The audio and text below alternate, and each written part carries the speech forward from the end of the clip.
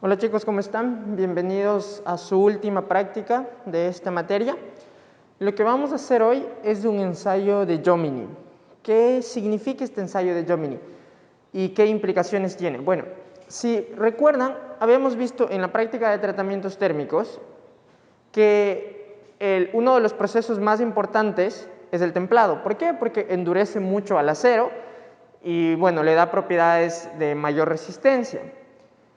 Sin embargo, si nos basamos en la vida real, no se puede, todo el objeto del acero no se va a enfriar a la misma, cuando sometemos a un tratamiento de templado, no todo se va a enfriar a la misma tasa. Generalmente la superficie se tiende a enfriar más rápido que el interior, o por llamarlo así, el núcleo del material o del objeto.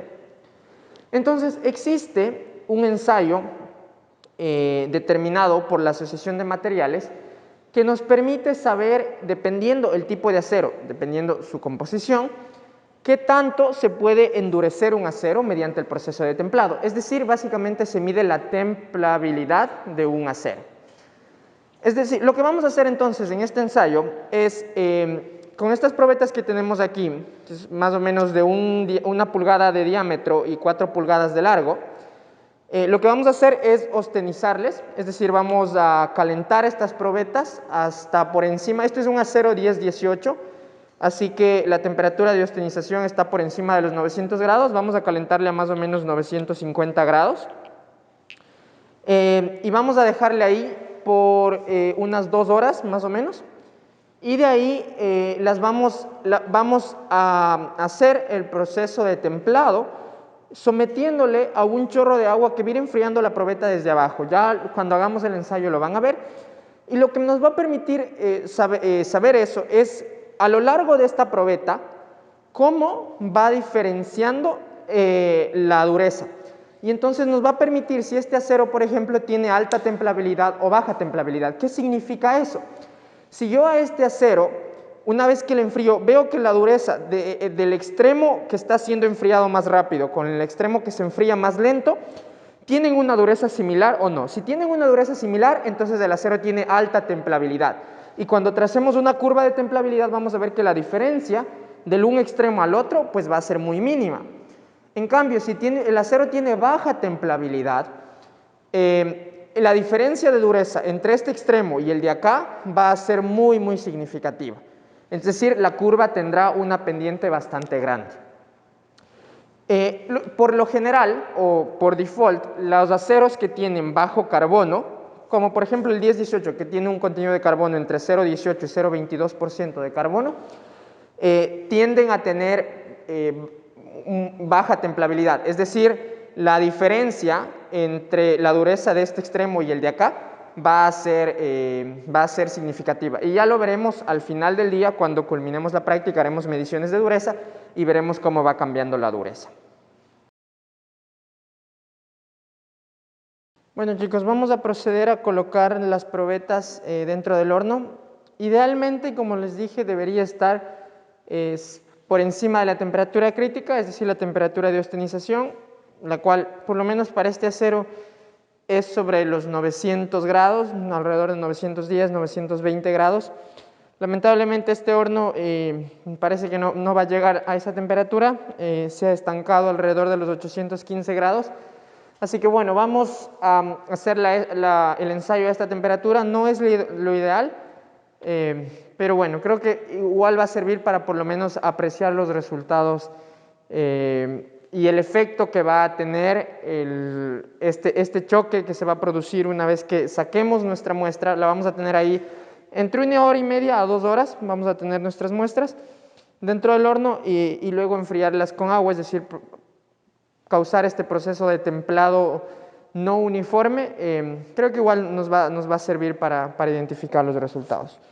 Así que bueno, vamos a proceder. Como saben, siempre que se trabaja a temperaturas altas con todas las medidas de protección, siempre algún tipo de lentes, de gafas protectoras, guantes, pechera, siempre cosas que nos protejan del calor elevado que está dentro del horno. Así que bueno, vamos a proceder.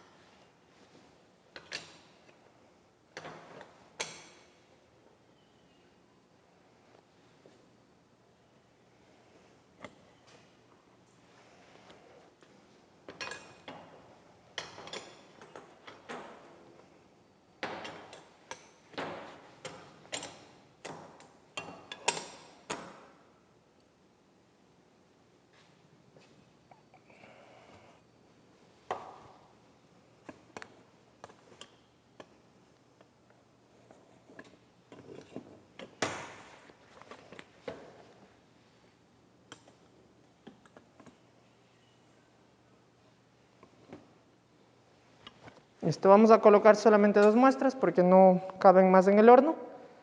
Y pues cerramos nuestro horno. Como vemos, obviamente, porque abrimos el horno, la temperatura va a bajar, así que tenemos que esperar que vuelva a subir. Y a partir de ese momento contamos la hora y media, 2 horas que vamos a dejar en el horno.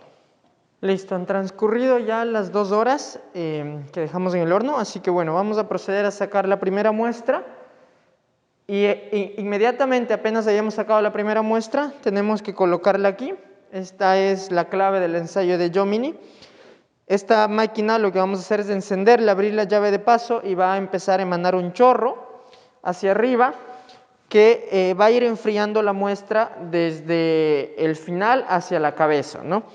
Ya lo van a ver, pero básicamente la clave aquí para que funcione el ensayo, este ensayo de Jomini y que luego las muestras los valores de dureza sean correctos, la clave es no dejar pasar mucho tiempo, máximo 10-20 segundos entre sacar del horno y colocarla aquí para enfriarla. Así que apenas sacamos del horno, colocamos en este espacio, encendemos nuestra máquina y dejamos que se enfríe. Debemos dejar en el chorro por lo menos unos 10 minutos.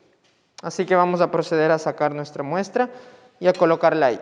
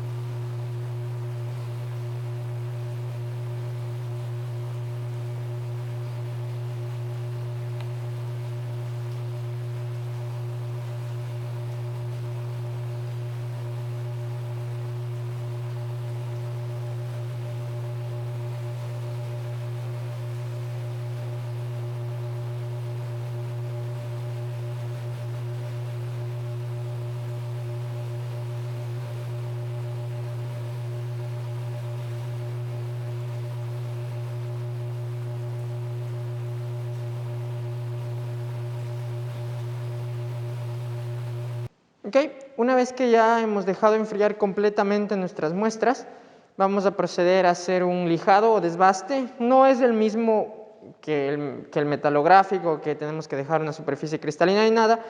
El único propósito es limpiar un poco el residuo que queda de medio negro, obviamente del proceso de calentamiento en el horno y de enfriamiento brusco. Y tratar de dejar una superficie que esté un poco lisa, es decir, que que no sea muy áspera para que cuando hagamos los ensayos el ensayo de dureza a lo largo de toda la probeta, pues obviamente las lecturas sean a la misma altura y pues los valores sean comparables y sean valores más precisos. Entonces, el único propósito es simplemente tratar de crear una superficie un poco lisa y básicamente limpiar un poco el residuo que puede haber. Usualmente se lo hace a lo largo de lados opuestos, es decir, en dos lados, y eso es lo que voy a hacer por rapidez. Simplemente con la lija voy a empezar a lijar un extremo y posteriormente haré el extremo opuesto. Hemos hecho ya desbaste entonces de una parte de la muestra para tratar de dejar el metal puro. Y vamos a proceder a hacer la medición de dureza. Idealmente, para trazar toda la curva de temperabilidad deberíamos hacerlo cada 1/16 de pulgada, pero pues debido para ahorrar un poco de tiempo y más que nada para que se vea el efecto, vamos simplemente a proceder a tomar 4 muestras, 4 valores de dureza, uno bien al extremo, donde obviamente la velocidad de enfriamiento fue mayor, y así vamos a cada cierto número de centímetros vamos a tomar en total 4 mediciones hacia arriba y pues vamos a ver qué pasa con los valores de dureza. Tenemos aquí a Eric que nos va a ayudar con las mediciones de dureza.